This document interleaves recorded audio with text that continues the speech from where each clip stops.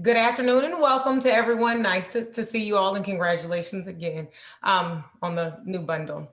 Hope everyone is staying healthy and safe. Before we begin group introductions, I would like to introduce myself. I'm Dr. Rti Ortiz and I serve as the Director of the Office of School Quality. And per the Memorandum of Understanding between Richmond Public Schools and the Board of Education, this group meets twice per year. In addition, the OSQ team meets bi-monthly with the division superintendent and designated staff to review evidence of the implementation of the corrective action plan and quarterly data that evidences progress towards the attainment of the goals of the corrective action plan. We also meet weekly with Superintendent Cameras as a pulse check and to discuss any additional needs for support. Today's meeting will allow Team RPS to share some updates related to the CAP, related to the strategic plan and overall student academic progress.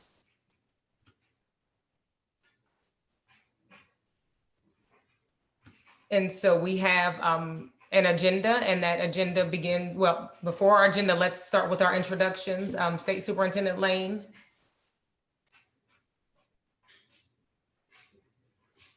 Hello, everyone. James Lane, Superintendent at the Department of Education. Yeah, hi, I'm Dan Gecker. I'm President of the Virginia Board of Ed.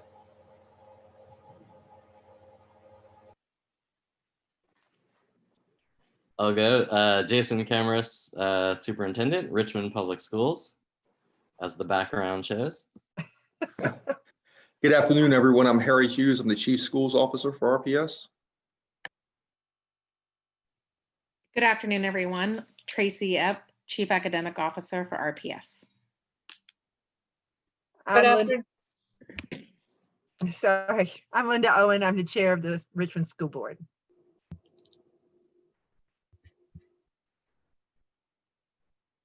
Dr. Lewis. I'm Jonathan Lewis. I'm Executive Liaison with the Office of School Quality, Liaison to Richmond Public Schools. Carol, you were on mute before. I saw your mouth moving. If you wanted to reintroduce yourself. That's me? You were muted. Okay, before. yes, I was. Thank you, Michelle. Good evening, good afternoon, everyone. My name is Cheryl Burke.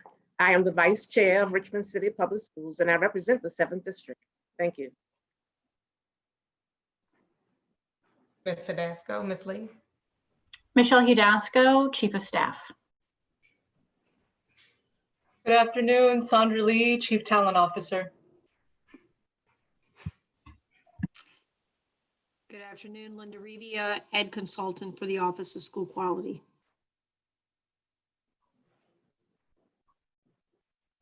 And then did we hear from Spalding? That's one of our interpreters. Okay. Okay, thank you. So that seems to be everyone at this point. Did we miss anyone?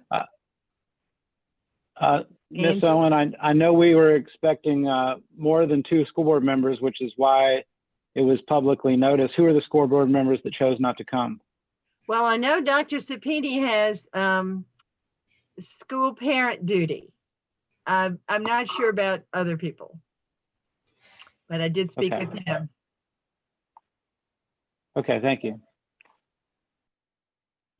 Are we anticipating more board members arriving later? Angie, do you know anything about it?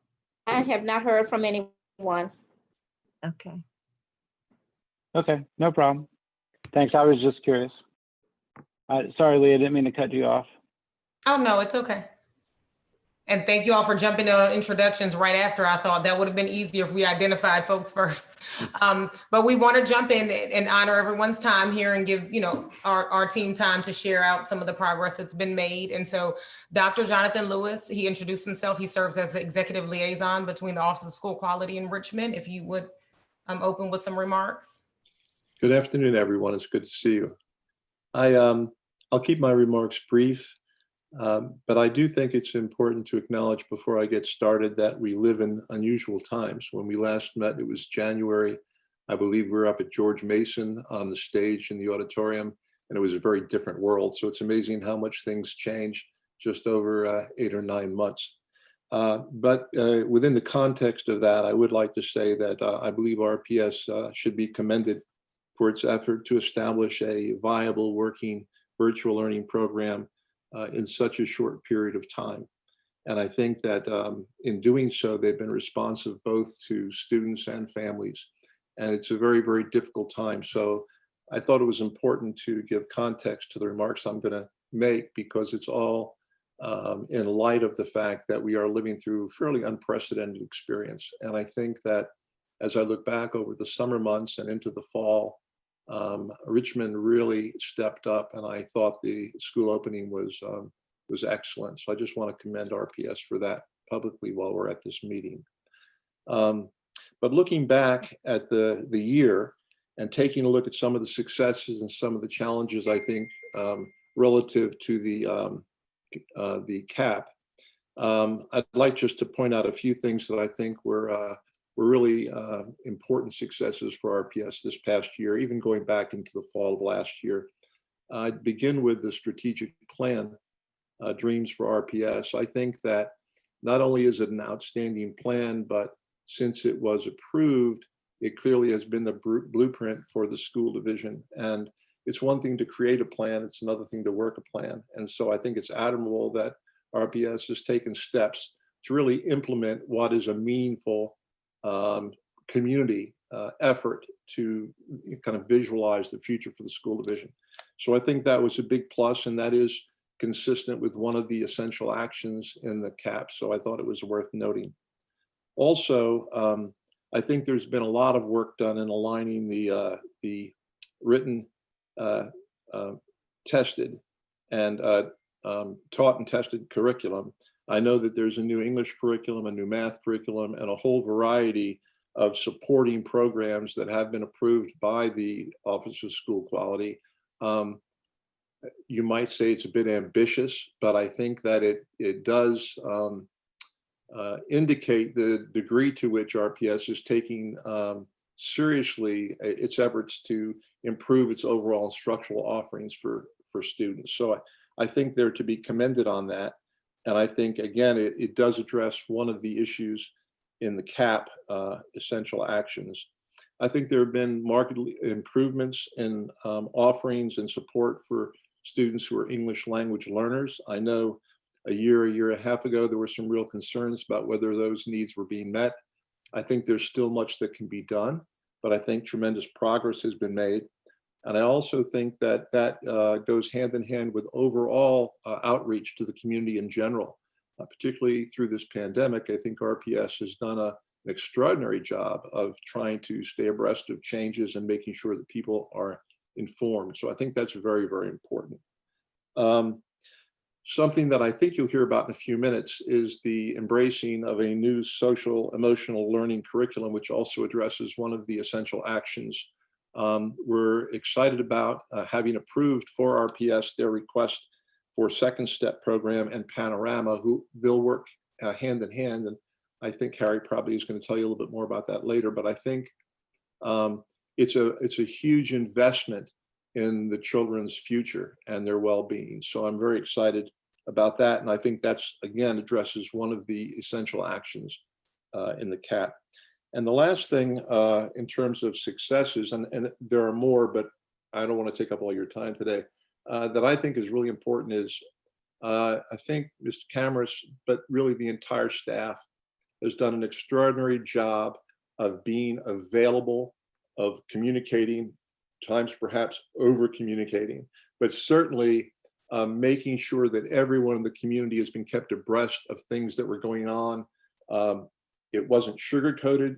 A lot of it was very challenging, and it was put out there in the community as challenging, but it really did embrace this sense of we're in this together. And I think the division did a good job of enfranchising everyone within the community to come together and be part of trying to figure out how to make this work this summer. So I think that RPS should be commended for that. And there are so many different ways that RPS has been communicating, and I think that is a huge strength. And again, it speaks to one of the essential actions in the CAP. Now, there are a few things I will point out going forward that I believe are challenges that we'll be looking for over the next 6 months, 8 months for focus and improvement. One of those is the ability to collect and analyze data to inform instruction. I think this is something that RPS continues to work on It is a challenge, but it's so critically important. And I think the institution of a new data dashboard they're going to implement sometime, I think this fall or midwinter, should be very helpful. But it's something that's ongoing that we're going to be watching, because we think it's very important that you're never really going to be able to move the instructional program forward the way you want to without the data to inform your work. So that's, I think, a big challenge.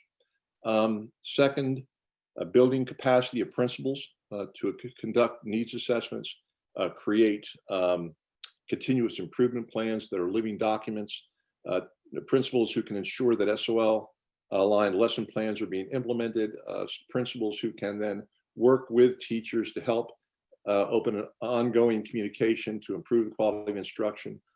This is going to be, it's really about capacity building and helping principals grow in their role to be true instructional leaders.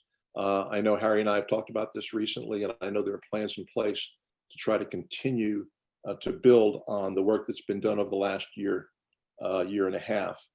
The last two items that I would mention would be the importance of continuing this goal to purchase and implement an enterprise software program to improve the capacity of both financial services and HR. I think that it's a matter of getting the tools in place to be able to fire on all cylinders. And I know, Mr. Cameras, we've talked about this, and I know it's on your radar screen plan to do that. But I would really encourage you, and that hopefully when we meet again next time, there'll be some positive news about the purchase and implementing of the enterprise software. And finally, the last thing that I think is going to be and has been an important focus for RPS is the ability to attract and retain high quality licensed teachers for the classroom. Ms. Lee has been a wonderful addition to the as Chief Talent Officer. I know you've made big strides just even over the last 4 to 6 months since you've arrived. But I know each year when we open school and we take a look at those numbers of people who are receiving letters, parents, relative to highly qualified staff, that's always something that I think can be worked on and improved. But not only attracting people, but also training and retaining them for the long haul. I know it's one of your goals, but I think that's going to be an important area to watch as well.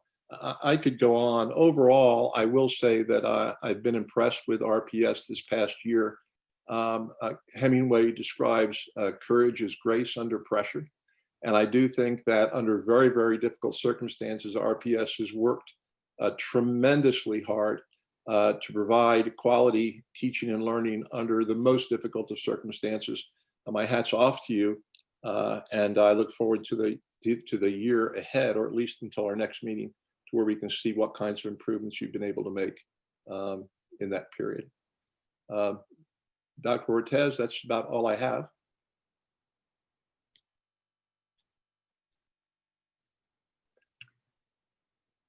You're on Yeah, mute. you might be muted still. Talking away. Okay. So thank you, Dr. Lewis. Dr. Cameras, this is the time for you to share some of the corrective action plan updates.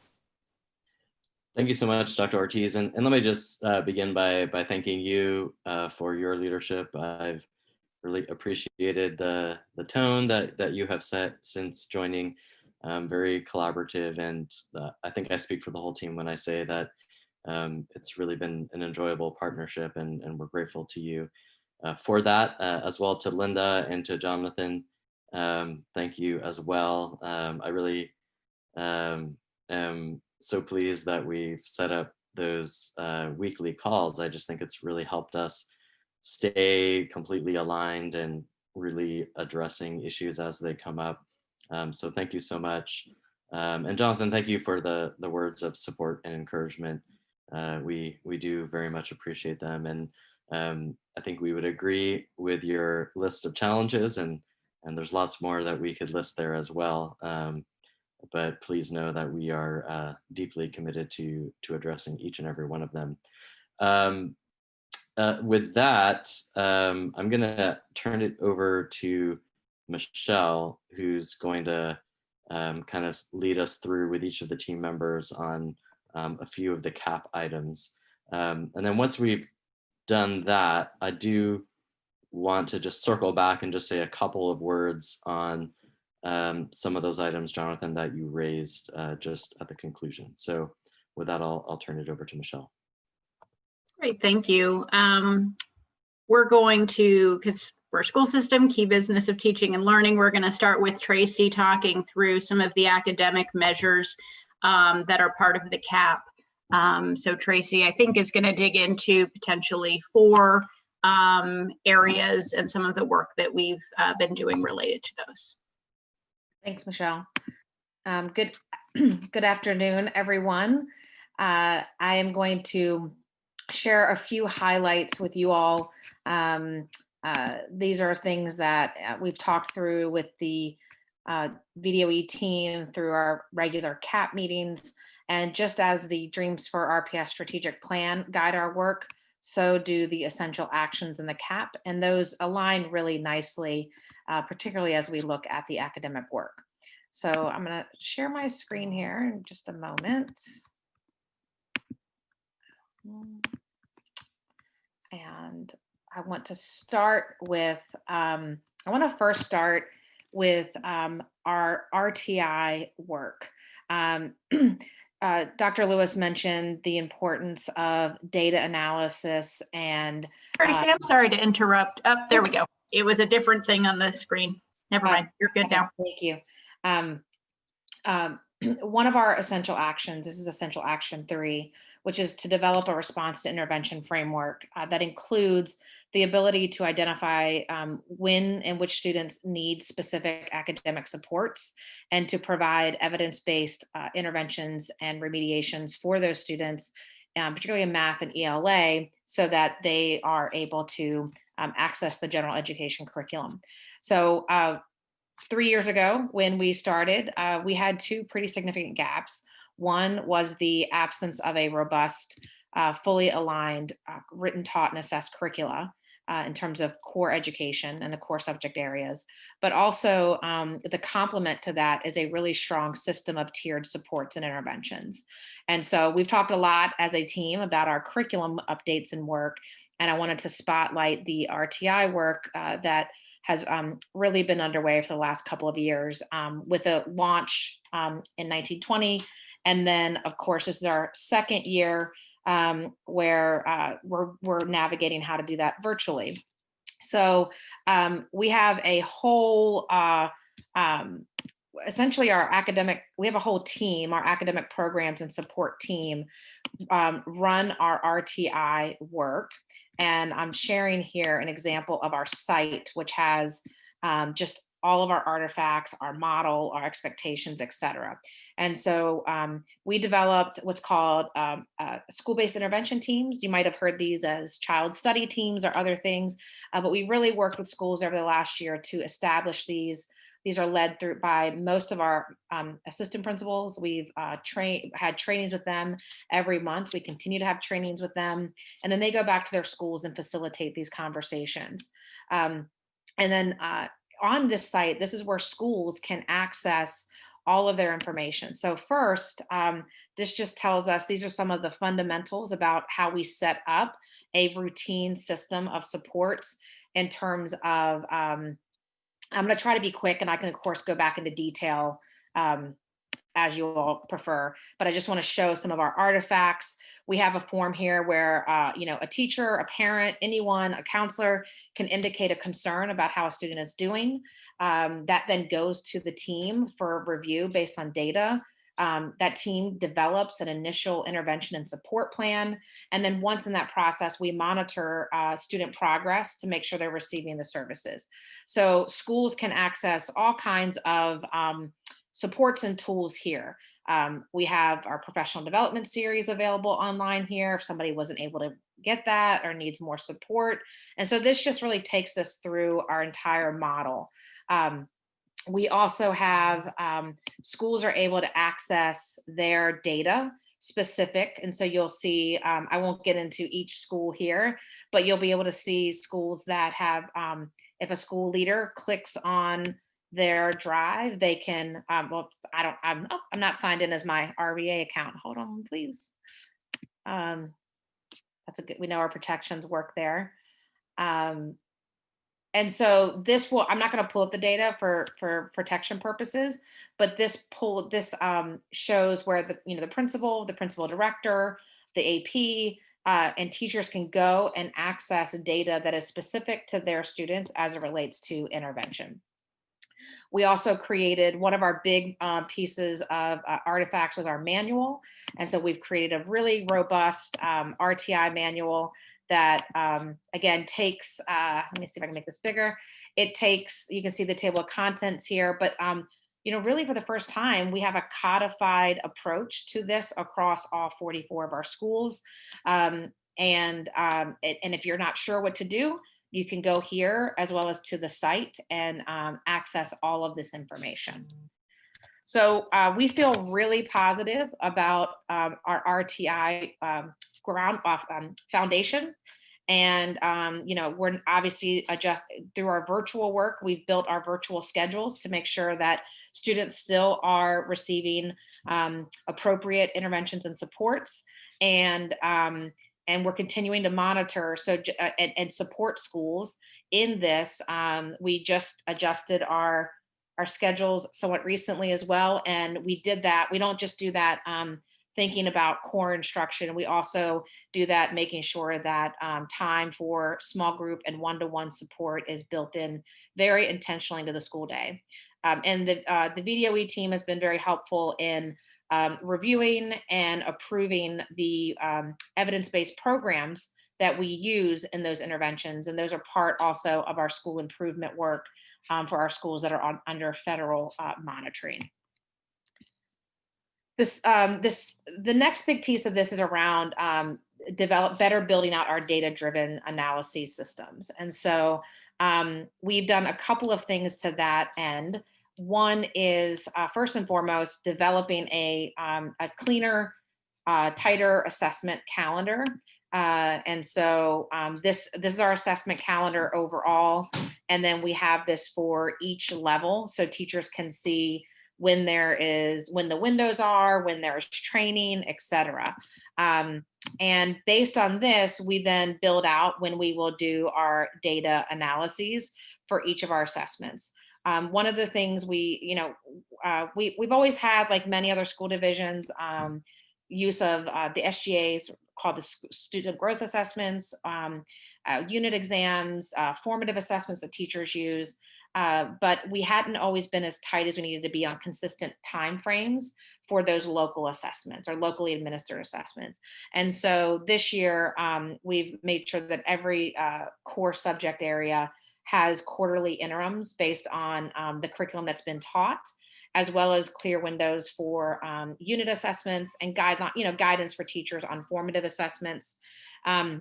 The big, the big balance here for us is ensuring that teachers understand and find the assessments they are giving meaningful to them, that teachers are able to understand and utilize the data to inform their instruction. We took some pretty significant steps on that, particularly as it related to MAP.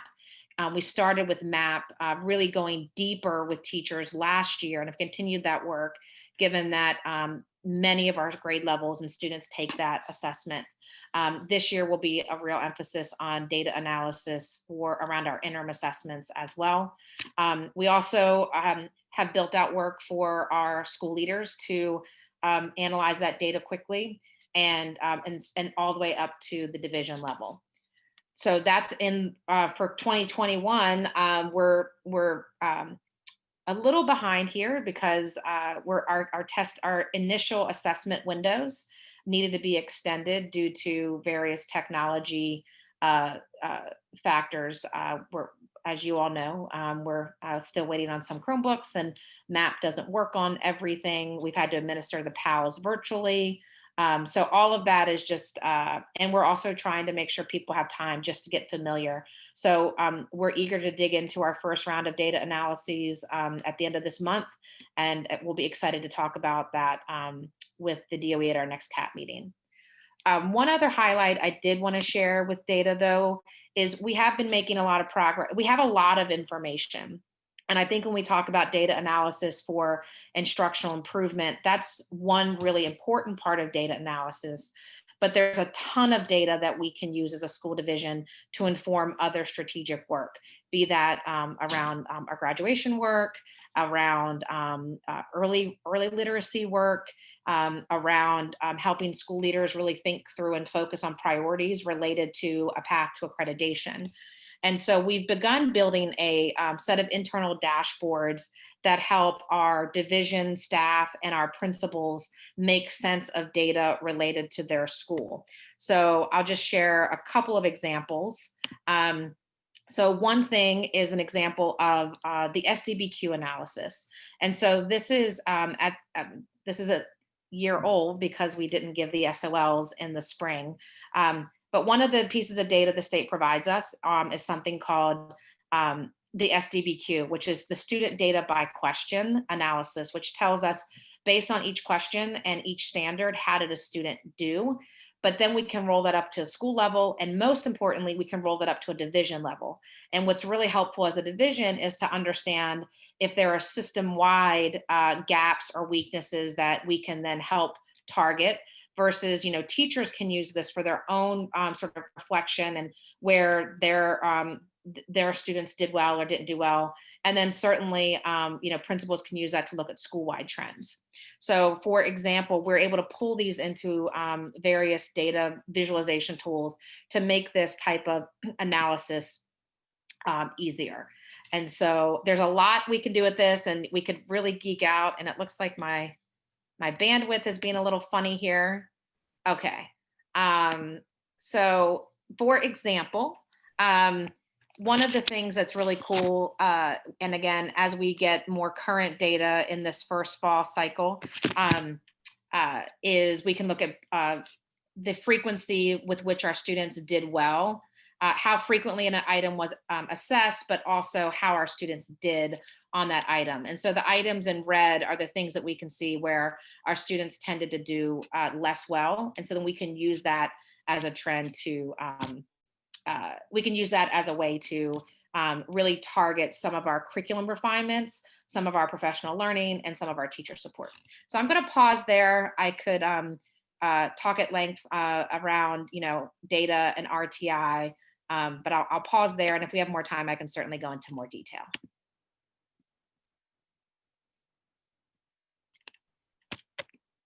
Thank you so much, Tracy. Linda, looked like you were speaking. Right. I'm sorry. We've been asked to speak a little more slowly for our translators. Sorry. And to the team, I know we could geek out in each of these areas in great depth. So thank you so much. Given the packed agenda, folks, if you can focus things so that we can have time for Q&A, that would be great. But thank you, Tracy. That is awesome. And I know I love digging into all of that info that you guys have put together. It's so incredibly helpful. All right.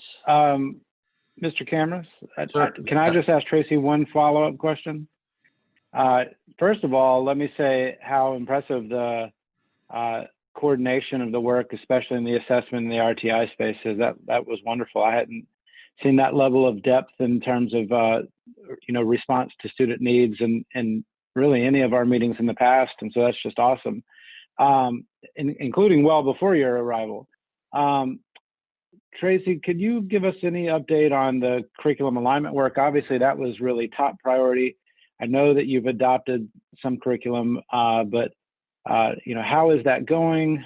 So on and so forth. Sure. Thank you very much, Dr. Lane.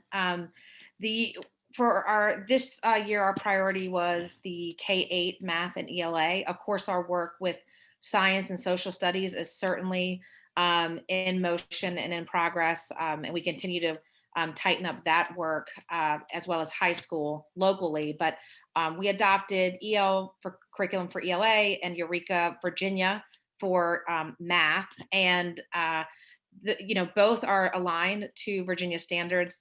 As you may remember, Eureka, Virginia is the first. It is written specifically for the state of Virginia, which is pretty exciting to have such a national curriculum written for the for the state of Virginia, and we're proud to be the first users of that. In terms of implementation, we did a robust series of professional development over the summer that was very well attended. In total, about over 1,000 teachers attended one or both trainings. We continued that during pre-service for those who weren't able to do it during the summer, and we've continued that during our Wednesday afternoons. So I do believe teachers feel supported on the professional learning side.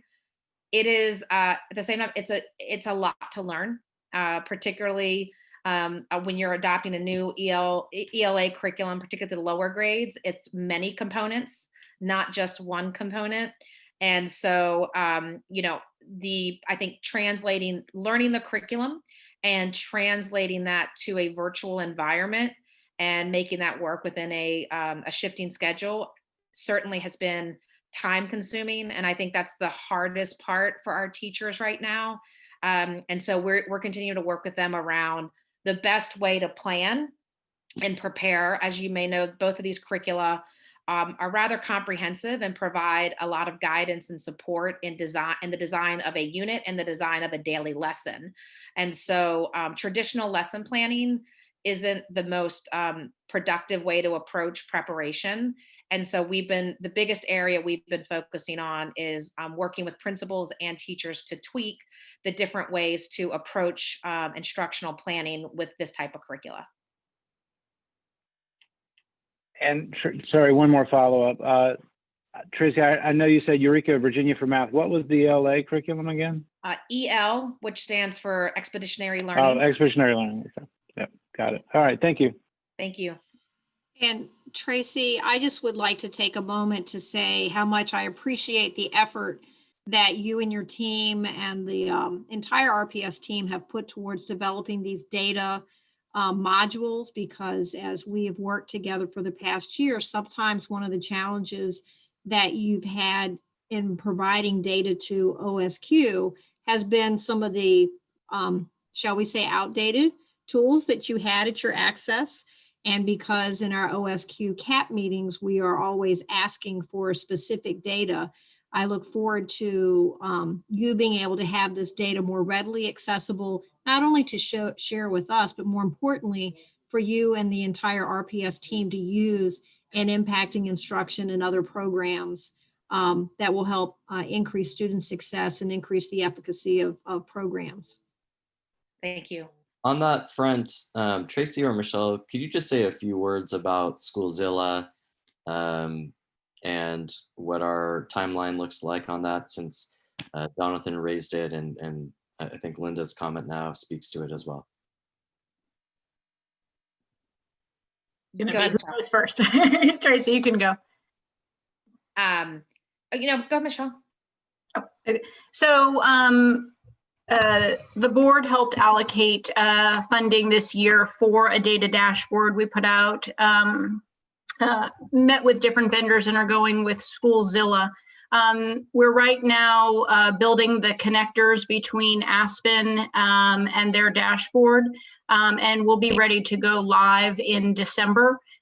We've got a training in the next couple of weeks with chiefs, principal directors, and other central office leaders on kind of what are all the bells and whistles of the system to help us really dig into the data at a high level. And that may be things like looking at attendance trends, or being able to tag students that this student has a mentor or has received home visits, and then be able to look at that in relation to other types of academic or social emotional outcomes. So we'll be able to launch that in midwinter, and are excited about how that tool will help support data-driven decision-making. Thanks, Michelle. All right, unless Dr. Lane or President Gecker, if you have any other questions, ready to move on to the next item? No, it would help me a little bit, if you don't mind just stepping back a second. I appreciate the emphasis on data, and I really like the direction that I see all this going. Can you just sort of walk through the translation from receiving the data at central office and having it impact the child in the field? Absolutely. Tracy, do you want to take that? Sure. So I'll use our most current example of ideally what should happen and what we try to make happen. We've tried to move towards routinizing over the last couple of years. The beginning of the year, we give the MAP assessment, which is a adaptive national norm reference test in reading and math, to help teachers really know what it does is it helps pinpoint students' zone of proximal development rather than that goes beyond any data that you might not have had from the spring SOL or learning loss that might have occurred over the summer.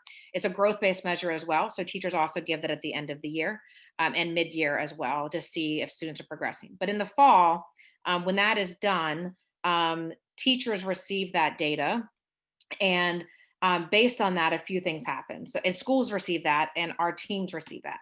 So based on that, that's an identifier to place a student in a tier 2 or even potentially a tier 3 intervention. So if a second grader, comes and is just really not doing well on that initial assessment, that student, let's say that second grader is more than a grade level behind in reading of where they should be at that point, not knowing basic letter sounds, basic decoding, et cetera, they would receive one of our identified interventions, which is like Wilson.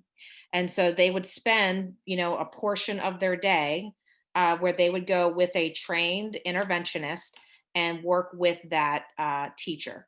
So at the most granular level, that's something that happens at a school-wide, and then we manage that. We help monitor, we support and check in on that at this from the division level with each school's lead, RTI lead, which is the AP. For a teacher would know where all of their students are, and a teacher would use that data, say, to group their students for small group instruction, for more targeted phonics fluency or reading comprehension work. So those are two examples using one of how that would go. I'm happy to go further if that didn't answer your question.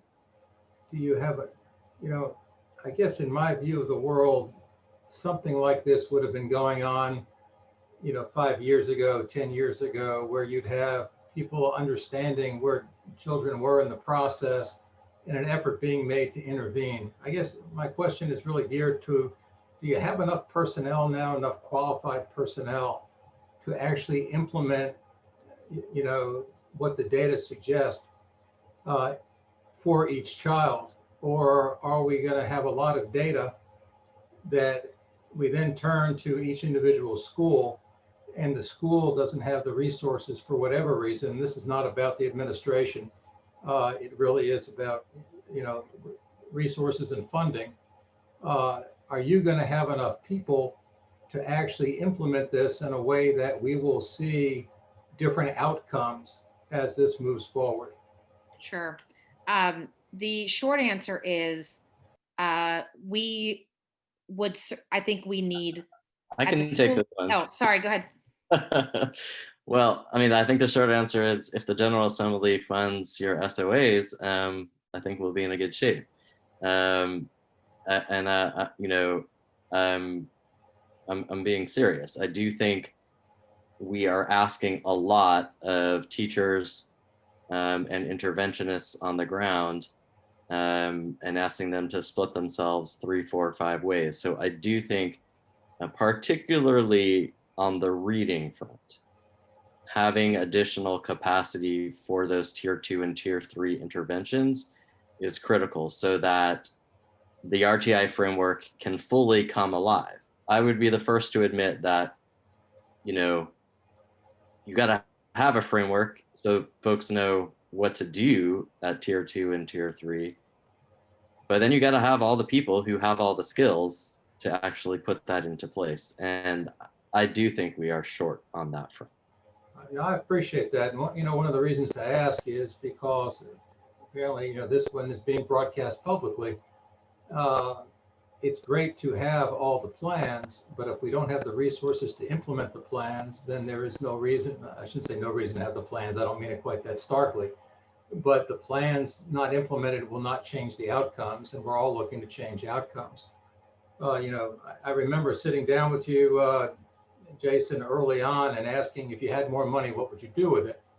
And it seems to me this is one of the things that we would do with it, right? Is to hire enough people to implement things in the buildings that would make meaningful changes in the outcomes, instead of, you know, continuing to overstress our current resources to the point where we don't see changes in the outcomes. And so I appreciate that answer. And I know it's difficult in the face of folks like you all who are obviously working incredibly hard and long hours to put something together that will, you know, make a difference. It's hard to go to the public and say, gee, we just need more, you know, but the fact is we're going to need more if this is going to change, you know, the status of the division at this point. And just to add to that, and I've said this publicly, you know, I think there's been a breach of trust here in Richmond when it comes to money, because there's often an ask for more without clarity about what to do with the more. And, you know, I do take it as a point of pride that this administration and this school board has worked very hard together to create a very clear plan of what to do with more resources. And so, and you know, I think down to this very individual student instructional level, as you saw from the RTI plan that Tracy's team has put in place, like at the end of the day, everything we do other than the teacher and student interaction is noise.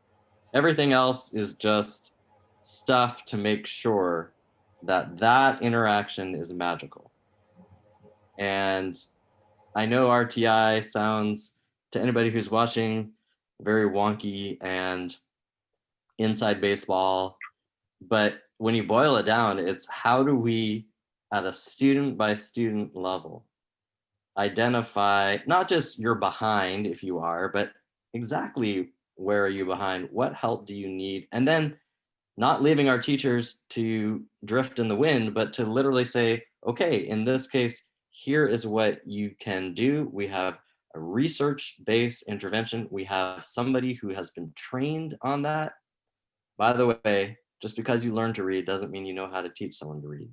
It is a very difficult and very important skill set. And so having more of those people to be able to provide that support is absolutely critical. But I am proud that we do have a plan. We know what we want to do to achieve better outcomes.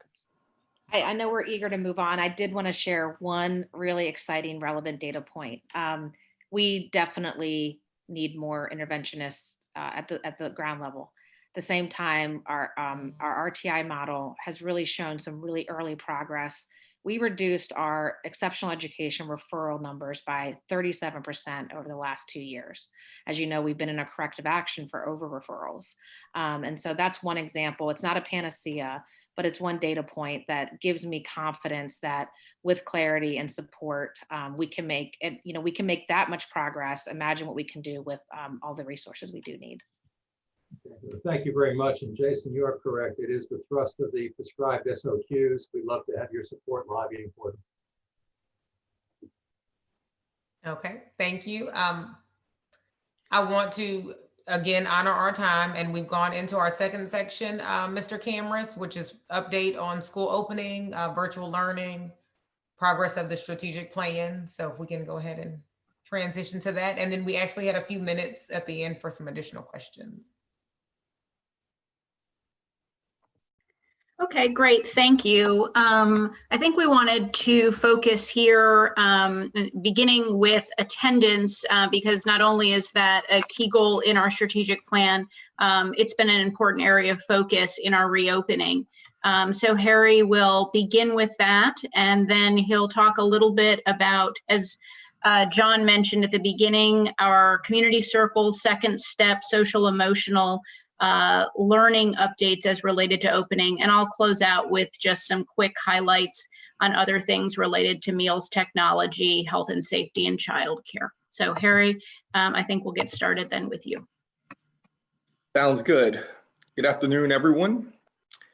Our latest attendance data, which compared the number of students on track to be chronically absent after the 20th day of school last year against the 20th day of school this year, shows that our rate currently is about 3% higher. Right now, about 21 2/10 of our students are on pace to become chronically absent.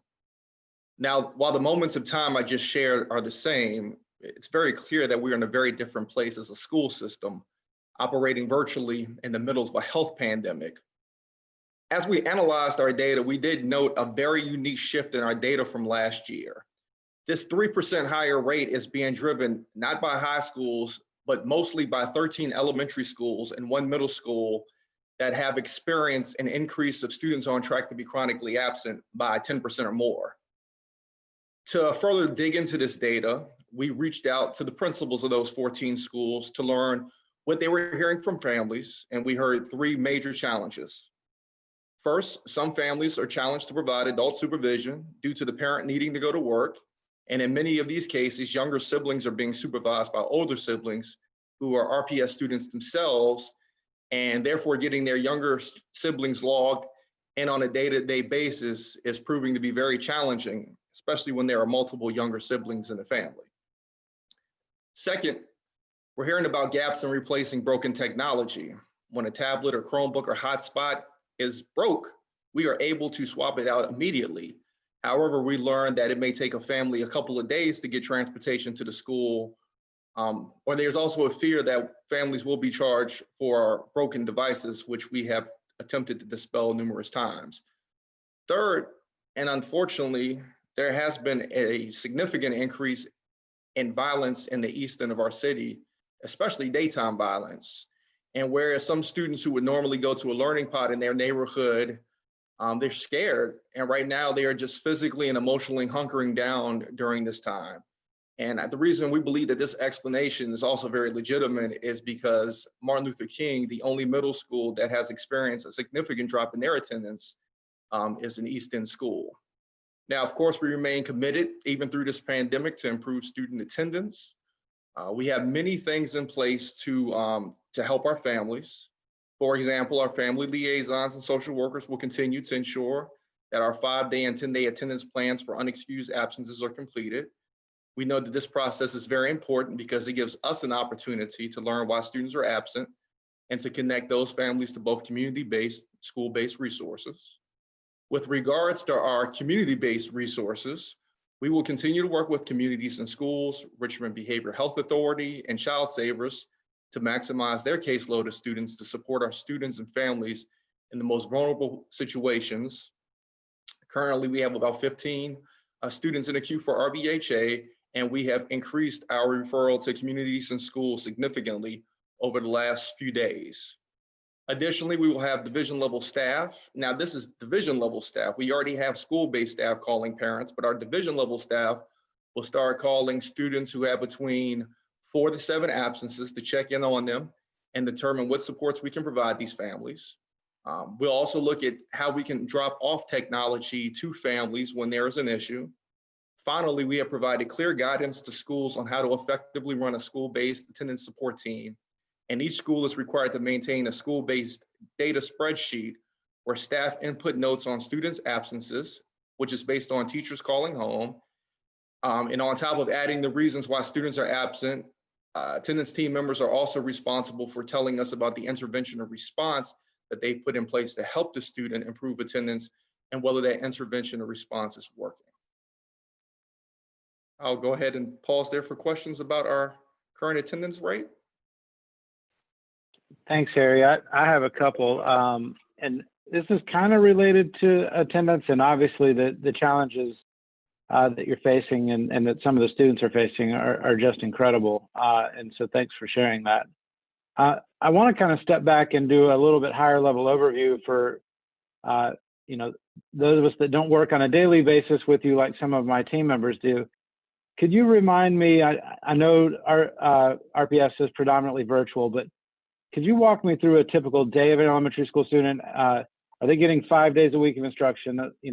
How many hours a day? How many, maybe even minutes per reading subject or something like that? I'm just a little bit curious around the structure, and that might lead to my follow-up questions on attendance. All right, Tracy, do you mind if I throw that back over to you? And I'm gonna, Oh, Tracy, go ahead. Go ahead, Mr. Cameras. no, you take it. I'm gonna share my screen with the schedules, okay? Okay, so did you, Dr. Lane, you wanted just the basic flow or how many minutes? Yeah, basic, yeah, high level, nothing too detailed. Right, so across all of our levels, elementary, middle, high, we generally start instruction at 9:15. We have to do that so that we can deliver meals for our students in the morning. And then we end, for elementary, we end live instruction around 1:30. So prior to 1:30, it's a lot of For synchronous. K2. Oh, sorry, K2, thank you.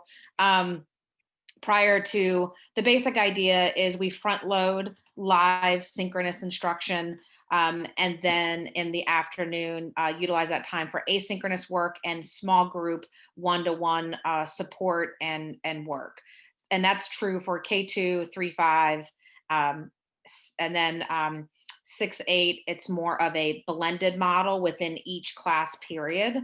With, again, there's no formula for how much is synchronous and asynchronous, but the general guidance we've given is about 50-50, depending on the nature of the lesson. And so we've done a lot of skill building with teachers around designing quality blended. So in the first period, 75 minutes in a middle school English class, say roughly 30 of that might be live and the rest might be asynchronous. The teacher utilizes Google Classroom to manage all of that. Excuse me. And then our middle schools, we have two schedules. One is a 4-period and one is a 6-period.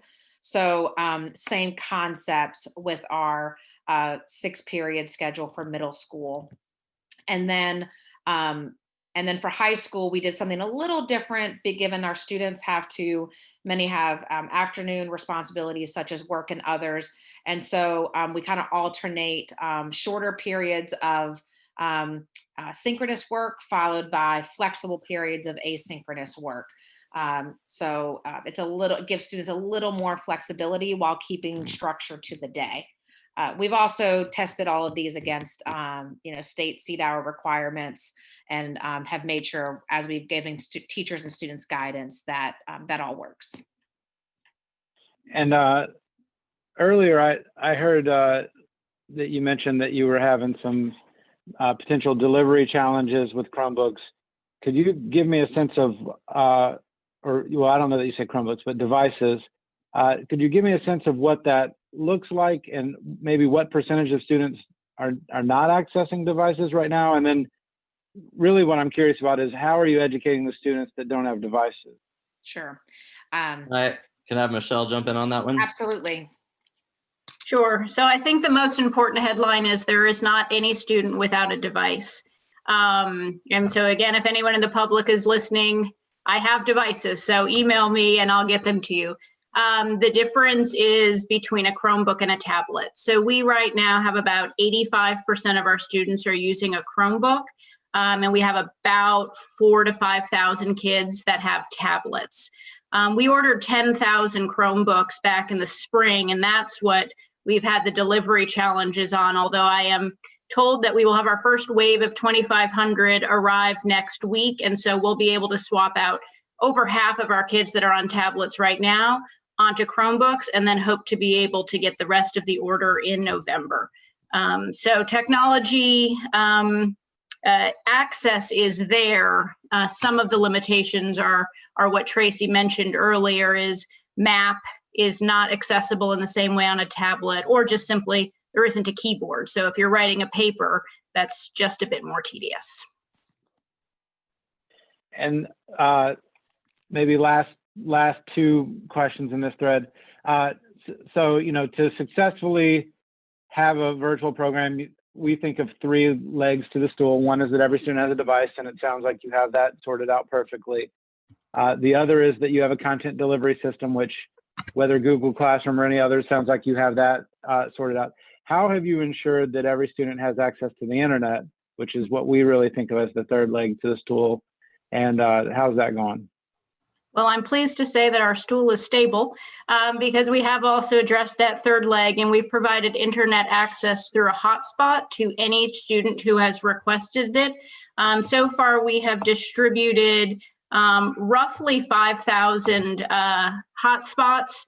And in fact, another 500 came in today that I'm getting out to some kids who, for internet for whom it might be spotty. But again, message to the public, if you need a hotspot, email me, we have hotspots. So there should be no access issue from either a device perspective or an internet connectivity perspective. And it certainly has been a tremendous financial investment. And so we're very thankful to the state for the CARES dollars that have been allocated. Without that, we would not be able to have this type of accessibility. So thank you. Yeah, I'm glad to hear that's working out. And so, Harry, now I really have my attendance question. Now that I understand all the context, I apologize. So the state gave you a number of options on how to collect attendance, from it being project-based or, task-based essentially, or time-based, as in logging in every day. How is RPS choosing to collect attendance, and how do you define whether a student's present or not? Well, Dr. Lane, thank you so much. Yes, we have adopted state guidance as part of our school board policy. So students do have the ability to get credit for being present in a class if they engage in a communication with their teacher around academics. They can prove that they engaged in a group project, or they turned in assigned work before the end of the school day. Additionally, students receive credit for attendance once they have logged into the Google Classroom. Okay, and so even with all these flexible options to participate, I think I heard you say that 21% of students are when I think of on track, you're saying miss 3 days in the first quarter or 4 days in the first quarter. Is that how you're defining that? Well, currently we actually define it just by the 10%. So in the first 20 days, a student was technically on track to be chronically absent if he or she just missed 2 days. Now, the flexibilities that the state has given, I believe, are being adequately utilized for our high school students. I think our high school students, for different reasons, better understand. I think our high school students, for various reasons, better understand the flexibilities that exist and how to complete work on their own. Because generally, what we would see is our high school attendance is usually what drives our chronic absenteeism rate. We're actually seeing a totally different phenomena, which is an elementary. And we know that, for example, think about one of the allowances is having, excuse me, a phone call with a teacher about an academic work. Clearly, we wouldn't see our kindergarten and first grade children having phone calls like that with their teachers. So while the flexibilities exist, those flexibilities are harder for our elementary students to access. And then given the other problems that I addressed, I think that is what is driving our attendance down, or that is what is driving our attendance down. And so I heard you talk about some of the fears that students face and other factors, and then some of the sibling issues with logging in. It sounds like some of this may be a child care issue. I've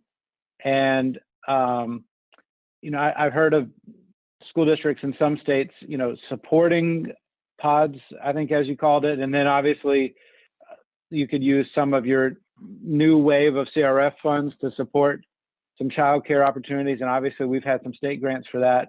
Can you talk at all about the work that you're doing to support childcare for those families where the parents have to work? Sure. Michelle, can you jump in on this one? Yep, happy to do so.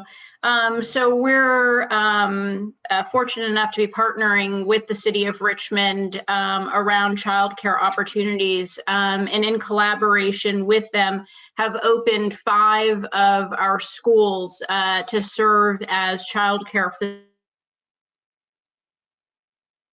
facilities with community-based partners. In addition, there's a RVA website which highlights other community partners that aren't using RPS buildings, but might be facilitating these pods or learning centers. So we have the YMCA is open at 3 sites. Peter Paul Development in the East End is opening on Monday. And in fact, at 4 o'clock, I'm headed over there to do a walkthrough with them. And then RBHA, which is at one of our schools in the South Side, is specifically supporting some of our students who typically receive therapeutic services so that can continue in person there. And do you know any sense of if you have waiting lists? Are there more families that need spots? Is it a resource issue? Because that's certainly something that I can think about ways that we can help. Or do you have no waiting list? And after these 5 schools up, and do you feel like every family will have a child care option, that including those that just want to keep their kids home with them and can do so? I think right now, as the sites are opening in a staggered fashion, so for example, again, Peter Paul opening up on Monday and one of the YMCA sites opening up November 4th, we don't have yet a full sense of the waiting list versus who attends. What I do think will remain an impediment, though, is transportation. Because we are using our full fleet every single day for our breakfast and lunch meal delivery from 7 to 9 a.m., we're not able to use buses to support students in accessing the facilitated learning center. So transportation does potentially remain a barrier for kids getting there. Although the RBHA does provide transportation, and I believe the YMCA is now looking to do so. So there's some creative conversations happening around that. And if I may, Yeah, Dr. thanks. And go ahead, Mr. Cameron. Sorry. Just to add a little bit more context, I also cannot overstate the level of concern about the virus within our community in particular, given their experience with the virus. As you know, we have a student and staff population that has a much higher percentage of children of color, people with pre-existing conditions, low-income households. And so if I could just very briefly, just the other day, got an email from a mom who is clearly struggling with 4 kids to make this all work. I sent her the information about the childcare centers, and this is what she wrote me back. I really don't think it's safe to send my kids to a childcare center with kids. They're gonna get COVID-19. I'm type 2 diabetic, and I can't afford to get sick. I'm already having problems with my vision now. So here's a mom that this was actually designed for, but she's choosing the stress of keeping her kids at home over the childcare center. And I only share that to say, I know there are a lot of comparisons being made right now about return to school between Richmond and the counties and the rest of the country. And I don't think we can overstate. We have very different student and staff populations with very different experiences with COVID-19. And so that email I got today is one of many I get from families who are struggling, but are choosing to struggle over putting their kids in a position that they feel could harm them or themselves or other family members. Oh, yeah. Well, and thank you for that. I mean, we certainly, our guidance is pretty clear that if you're in a high risk category and if the data in your community is at a point where it's not safe to return, we're not pushing that. But as it relates to childcare, my question was more around, is there a wait list for those that are able, right, not in those high risk categories and willing? And so if there's not a wait list, then you've covered everyone that is, essentially meeting the health standards and has the personal health ability to be able to do so. But if you're, if there's no wait list, then there's no additional need for resources. But if you find that there's a wait list and it's a resource issue, that's certainly just something we would like to know. But if it's families needing to stay home for health reasons, we would never question that, certainly. And I think we'll have think we'll have a good sense of this waitlist issue over the next couple of weeks when the remaining centers open up and we see, are they filling up or is it still got some capacity? Yeah, no, that's good. I think getting a sense of that will be really important. And recognizing the deep and significant concerns that I'm sure everyone in the community has with the virus.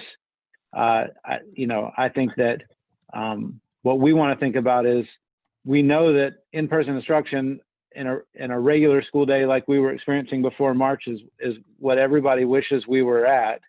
And I know that you as the leadership wish you were at that point, but I think from our standpoint, we're just thinking about how can you maximize the students' potential in this context as much as possible. And I think you have great strategies for that. And so I appreciate you sharing all that, Michelle. Carrie, did you want to talk a little bit about Second Step and the community circles? Absolutely, thank you. So you know that we place great value in our trauma-informed and restorative practices work, which are key actions in our strategic plan Dreams for RPS. And this past summer, and as a direct response to the current health pandemic, we accelerated our trauma-informed and restorative practices work. To that end, we launched community circles across the entire division. Community circles are intentional structures that provide space and time in the classroom for the teacher to build, cultivate, and maintain authentic relationships between students, the student and the teacher, and the students and their peers. And this is now an integral part of our school culture. Our community circles take place every single day in our virtual world to start the school day. In order to prepare our school leaders and teachers for the implementation of community circles, we developed a training series, which included a comprehensive manual, session materials used for training, as well as a video library that houses our mindfulness activities, which I will talk about in a second. During Summer Leadership Academy, all of our school leaders went through the training that was led by key division personnel, and then principal and assistant principals redelivered the professional development during our pre-service week for teachers. Currently, our administrators, our principals and assistant principals, facilitate a community circle with their entire staff once a week, and teachers facilitate community circles with students, again, at the beginning of each day. Our community circles consist of the same key components: a review of the community circle norms, a mindfulness moment, which is a distinct moment of stillness designed to help students develop skills to be fully present in the moment and to learn how to pay attention to how their body and mind are responding at certain moments. The core of the community circle is a teacher-facilitated prompt, which is used to facilitate discussion among the participants of the community circle. And the community circle ends with a closing ritual, which is an established way to end the circle that affirms the efforts and the interconnectedness of the circle. Because we've successfully launched community circles, it now allows us to go into a new and exciting phase of our trauma-informed work, which is how we use community circles to give students the opportunity to learn and practice and cultivate 5 core social emotional skills: self-awareness, self-management, social awareness, relationship skills, and responsible decision-making. This intentional focus on social and emotional learning, which research shows has many positive effects on students' ability to gain empathy, control impulses and emotions, and gain positive coping skills, is delivered through an evidence-based program known as Second Step, which we've adopted for all of our K through 8th grade students. Beginning next Tuesday, we will launch Second Step and use the program for the remainder of the academic year. Our school counselors will teach students the main lesson each week, and teachers will have the opportunity to use Second Step resources to reinforce the SEL competency that is taught as the part of the main lesson. Of course, we want to see how well our students acquire these social emotional skills over the remainder of the year. So we needed a meaningful way to collect and analyze formative data for students that is connected to each of these 5 core SEL competencies. And we are very excited to partner with Panorama. Panorama has provided us an SEL survey that is research-backed and was developed in partnership with the Harvard Graduate School of Education. Additionally, Panorama will also support us in all aspects of survey logistics, assist us in understanding and communicating data to our administrators and teachers so that we can take action, which includes differentiating SEL support for individual students. We will administer our first of 3 Panorama surveys to our K through 8th grade students over the next 3 weeks. And the other 2 surveys will occur in February and then again in June.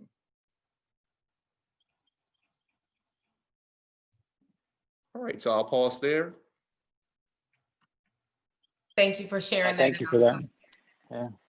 Dr. Lane, I had left you all time for questions, but we've kind of embedded those throughout, but I want to give RPS a moment to talk about any other student academic progress updates, but specifically about graduation.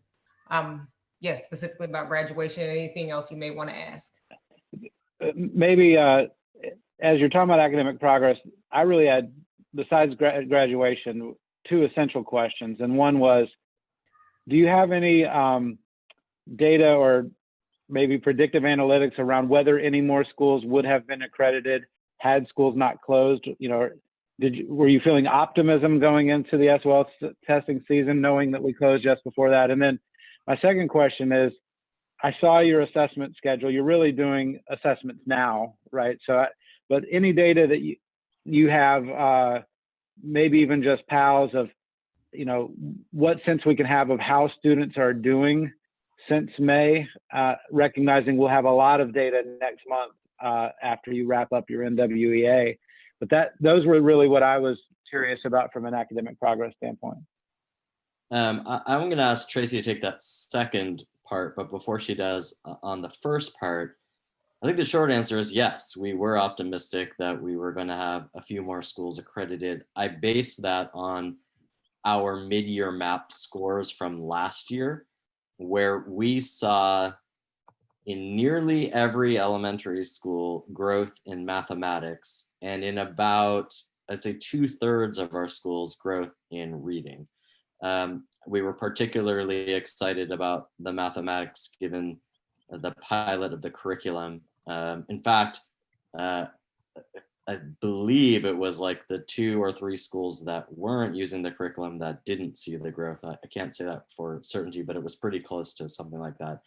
So of course, you know, you never know exactly how these things translate into SOL scores, but the data was trending in the right direction, which is one of the many reasons we were heartbroken to, you know, have to cut the year short essentially. So look, I remain optimistic. I'm sobered by the impact of the pandemic on families and on learning, no doubt. But, you know, as I said to the team, if we were getting the results that we have been getting in years past, and we had pulled every lever we know how to pull, that would be deeply concerning. But now that we're beginning to pull some of these levers, I truly believe we're going to begin to see some of these results. And, you know, hopefully we'll be able to demonstrate that at the end of this year, but certainly in the years that come ahead. On the data now, Tracy, I'll flip that to you since you know that a little bit better.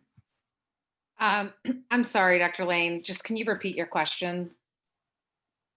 Well, I recognize that really your beginning of the year diagnostics based on the schedule you showed earlier in the meeting were the NWEA MAP, which are really occurring over the next 2 weeks. But can you give us a sense of any data that you've collected, you know, from the beginning of the year till now, to give us a sense of, you know, how students are doing, maybe how impactful the COVID slide was? I'm sure you know what that phrase means, and maybe, you know, what road we have ahead of us in terms of time that we're going to have to make up with students, or skills that we're going to have to make up with students. Sure. Dr. Lane, if you don't mind, Tracy, also rolling into that answer, which I think fits in, what your impression is of the impact of virtual education. Are we keeping pace? Are we able to advance a little? We've had some divisions actually suggest that they've been able to do more virtually than they might have been able to do in person. Can you give us some feel for how you assess the impact of virtual on student achievement? Sure. So the first part, as you know, it would be great if there was a K-12 comprehensive assessment that I could give and sort of roll that all up and look at everything across the board. That's not the case generally in terms of how we use MAP per se. So the data sources we're pulling together right now are PALS, MAP. High school is just completing their first interims. We also are pulling data from our digital instructional tools that they're not designed to be assessments, but they certainly give us information like iReady. And so my team is working on all of that and about to go through internally our own data analysis cycle. So we want to, within our teams, make sure that we're utilizing data and get that cycle right before we then put another thing on teachers and schools right now amidst everything they're doing. Schools and teachers are certainly looking at their own data, but we, here in the next few weeks, we feel like we'll have a much better sense of what that slide is. Again, I'd love for it to be a 100% complete picture, but given some of the limitations with our tablets and others, it will be incomplete, but it'll certainly give us a proxy, I think. And then in terms of, to answer your question, Mr. Gecker, gosh, this is why I want to see the data and see the growth over the next, really see where our baseline is and where things will be over the coming months. I think it's just way too early to tell. I think there is potential to, the benefits of this type of virtual learning model is some flexibility with meeting students one-on-one and student and family engagement one-on-one, more small group time one-on-one. But to take full advantage of that, going back to your resource question, our teachers are just crunched. It's hard to think about putting, as they get more fluent and familiar and comfortable, and as students get more fluent and comfortable and familiar with this type of learning, I think we can see an acceleration. But right now we're still, and we call high grace, low stress. But our teachers still very much are carrying that stress and the burden of trying to make it perfect every day. So I would say not yet, but there is potential, and I'm optimistic to see how quickly things start to move once teachers get we all get more time under our belt with this type of learning. I also just very quickly just wanted to share that data from last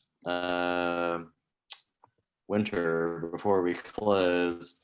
I know it's a little bit hard to see, but basically these are all elementary schools. Light blue bar the year before, dark blue bar right before we close.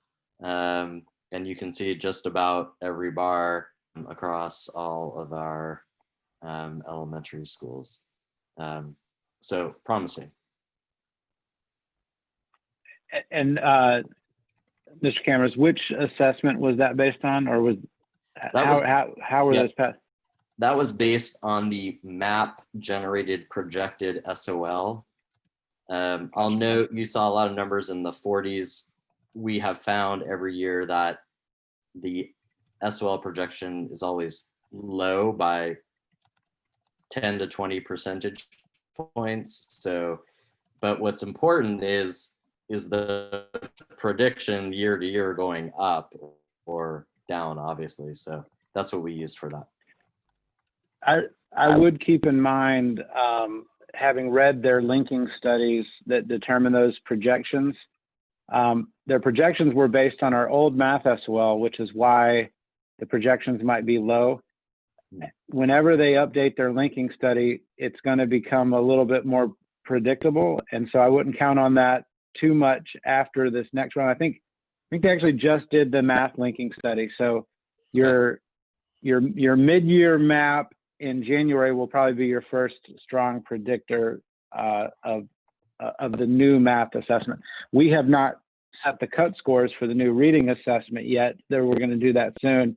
And so you'll have probably another 1-2 year lag on NWEA's projection work, but we'll hopefully they'll catch up to us soon. That's great to hear. Thank you. And just thank you for that data analysis. Graduation rate was the other topic, just real quick, just how that shook out last year. Yeah, let me give it like the high level, and then glad to pitch it to Tracy for any questions you have. Look, 2 years ago, we were at 74 point something, maybe 3 years ago. Then 2 years ago, we were down to 70 point something. That's the year that we stopped rubber stamping diplomas. And frankly, we're holding kids to the state requirements. And that's part of the work that came out of the transcript work with OSQ. So I know much has been made publicly about that, and understandably, but that was really the driver. This past year, we were up, not by a lot, but by a percentage point. So I think we have corrected the underlying systemic problems and now are on our way back up.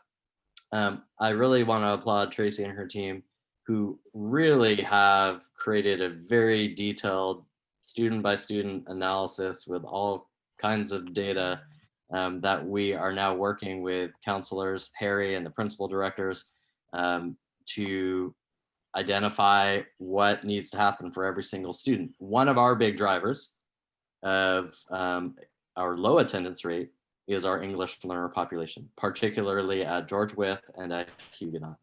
And that is every other high school, I believe last year, went up pretty significantly. Huguenot was about flat and Wythe was down. So we've done a couple of things. We've started, well, actually, let me pitch it to Tracy. Can you talk about the interventions, both to bring back EL dropouts and also to make sure that they stay with us, since that is a huge part of improving our graduation rate? Sure, thank you. So we have three parts of our work. One is working with our counselors on our on-time graduation rate. So with the students we have, making sure students have a clear path to on-time graduation. And a lot of that, again, has come through the scheduling work, the transcript audit work, making sure we have remediation plans in place so that students earn verified credits, tightening up our LAVC process, et cetera. The dropout, then there's the dropout recovery work. We lose our students who are no longer in school. We've lost them well before senior year.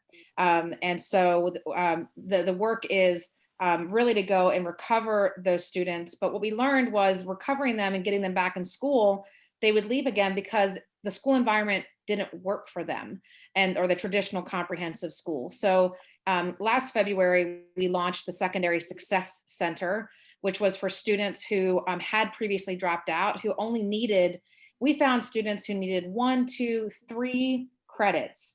And we went and, we've got about 40 kids in that program right now. We also then this year added 2 programs. One is a Dropout Prevention, which is the third part of our strategy. So one of those is our Bilingual Newcomer Academy. So students who've been in the United States for a year, who are high school age, who just would, we know going to a comprehensive high school without any supports is going to, flounder, really struggle. And then we've also launched our Conganas Academy, which is for our EL students who are over age and undercredited. They might have come to us with less formal schooling, et cetera. And then we've also invested in our alternative programs overall, and just drawing very clear links between, for which student is our Performance Learning Center the best option, for which student is the Secondary Success Center an option, et cetera. And so those are some of the big pushes we're taking on this year. I'll also add 2 quick things. One, Armstrong High School and RAS had double-digit gains in their on-time graduation rate and double-digit decreases in dropout rate. And also, we increased our advanced studies diploma rate by 9 points. As you know, that was a big push of ours. We decreased our applied studies rate by 13 points. We knew that there was an overuse of that and an inappropriate use of that. And we doubled the percent of students with an IEP earning an advanced diploma. So even on some of those other, there's a lot of work to do, work that we've got to be aggressive about with our EL dropout rate and graduation rate. And there's some really promising news on other fronts.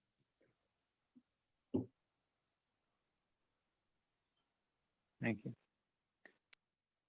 Well, Mr. Cameras, I've been asking a lot of questions. I'm not going to ask any more. I certainly want to make sure that Mr. Gecker and your board members have chances to ask questions about how we can help, or Mr. Gecker, any follow-ups that you have. I know I don't want to go too far over. I know we're at time, so I don't know, Mr. Gecker, if you have questions. Yeah, I got to ask him during, so I'll honor the time, but we're happy to answer and respond to any questions that board members have, or, RPS administration. Ms. Owen, Ms. Burke, Mr. Barlow, any questions?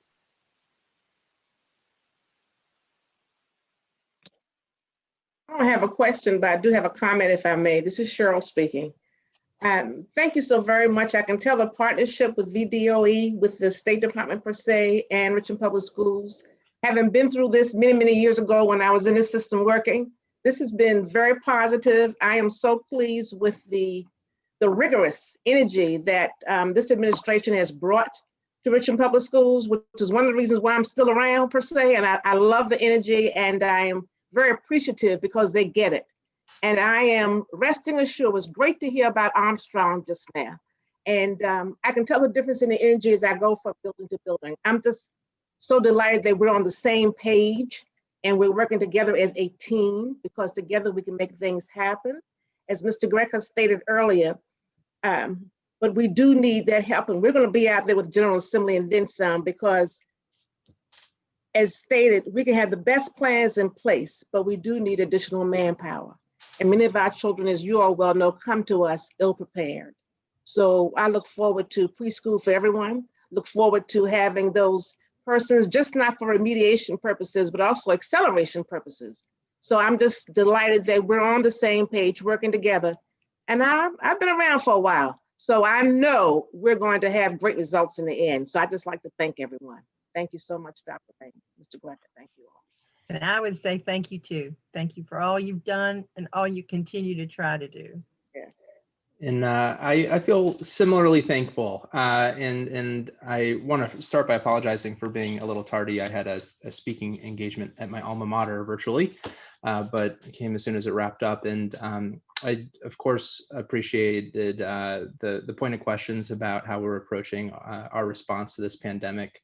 I have to say I'm very thankful for the way the administration has prioritized student safety and prioritized distributing devices and ensuring that we're removing any barriers or roadblocks towards providing an education to our students to the degree that that's possible. And we know that obviously attendance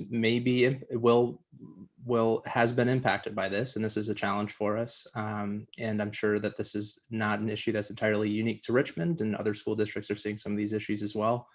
But I am very appreciative of all the efforts that our administration have put into addressing that issue as well. And I was really, I'm also thankful to hear the question about what types of resources we need to continue to provide effective leadership and to enhance the leadership we're providing in our school division, because I know that when we first started talking about entering into the MOU, there was some discussion about making sure that we had a mutual understanding that there are resource constraints. And I know that we're all thankful for the VBOE and the VDOE in recognizing that that our schools need more resources. So thank you very much and for taking the time to meet with us. And if I may just to wrap up, first of all, thank you to Linda, Cheryl, and Scott. So appreciate your leadership and partnership on the board. I guess we're finally going to let Linda for real retire, but we're so grateful to her and her leadership. I also just want to say, look, truly, first to President Gecker, the work you guys have done at the state board on those SOAs is really groundbreaking. And I know it's a little bit inside baseball for most people, but I've been around almost 3 decades now in education, and there are very few states that have taken that step. And so I do want to highlight that again. It is really important for for places particularly like Richmond and Petersburg and Norfolk and so on. So thank you, and we will be there right by your side to advocate at the GA. And then to Dr. Lane, thank you as well. We've been grateful, and I can speak for my fellow superintendents, to have you at the helm during the pandemic. There's a lot of tough calls I know I have to make, and you have to do at times, whatever, 150 divisions or whatever it is. So certainly appreciate that. As for one thing you can do, or both of you, or everybody, and I know you're already advocating, but the hold harmless provision on the ADM is going to be really important for us. We looked at the data just the other day. Our homeschool numbers have gone from about 400 to about 800. And that's real money that's gonna impact the school system. Private school numbers have gone up as well because of the pandemic. So anything that you all can do to help, I know you have been, and I know when the GA comes back in January, they'll consider that. We appreciate it. Yeah, thanks. And Mr. Gecker, I'll give you the final word, but I'll just wrap up by saying a thank you to y'all as well. Mr. Camrus, you may or may not know, I get your daily email that every parent gets, and I read it every day, and I'm more and more impressed every day that you put one out every day with the level of depth that's in it each day. And so your leadership of the community broadly is really appreciated, and then understanding the safety issues that we all are dealing with, your approach and I will say the significant improvement. I mean, I think virtual learning in the spring was, as responsive as it could be as quickly as we had to close. But what you've opened the school year with is a much improved product on the virtual side. And I think I've heard that from parents. And so thank you for that work. And as it relates to moving forward and funding and everything else, certainly we'll continue to advocate for what's best for school districts. I think, the General Assembly is waiting on our fall SRC numbers, which are due here in a matter of days, and then we'll start crunching it. And I think they just wanted to see those numbers of what the hold harmless really would look like. And so I think when they take that back up in January, we'll certainly give them the data necessary to inform their decision making. So appreciate it, and I know we do this twice a year, so look forward to the next time and actually being able to dig into some data next time. And look forward to seeing what your MAP scores are showing. Mr. Gecker, I'll leave it to you. I'd just like to thank everybody for being here and the obvious hard work and attention to detail that the division is showing. I'll also say, with regard to the resource issues, I'm in the process now of redrafting the board's annual report to the governor and the legislature. And I'm fairly confident that the hold harmless, as well as the lobbying for the prescribed SOQs, will be in this document as we move forward. So we're doing what we can. We certainly recognize the need and hope we can bring the legislature and the governor along with us. Amen. Great. Thank you so Thanks, much. y'all. Thank you. We'll see you later. All right.